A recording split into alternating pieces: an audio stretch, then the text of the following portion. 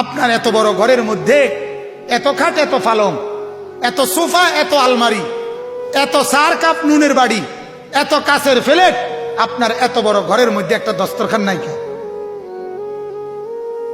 কথা বলেন না কেন? কেন নাই?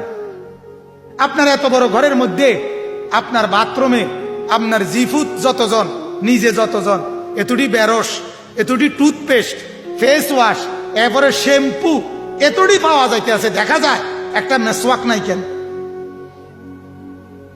তো বাদ দিলেন কাঠটা। কথা বলেন না কেন? রাসূলুল্লাহটা বাদ দিলেন না আপনি? বাদ দিলেন কাঠটা, নবীর সুন্নতটাকে তো বাদ দিলেন। বাদ দিলেন তো আল্লাহর বন্দিগিটা। হ্যাঁ, মাশাআল্লাহ, আল্লাহ আপনারে কবুল করেন। তো বুঝাইতে চাইলাম, বাদ দিলেন কারে? আপনি কারে বাদ দিলেন বলেন?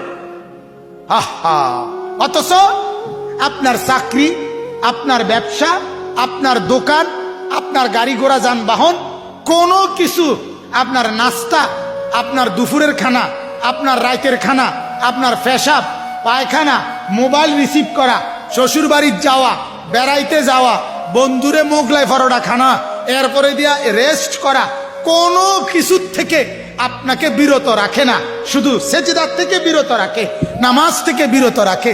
তাহলে ধরলেন, রাখলেন, সবাইকে ঠিক রাখলেন, শুধু নারাজ করলেন আল্লাহকে। কেন? কেন আল্লাহর সাথে রাগ করলেন কেন?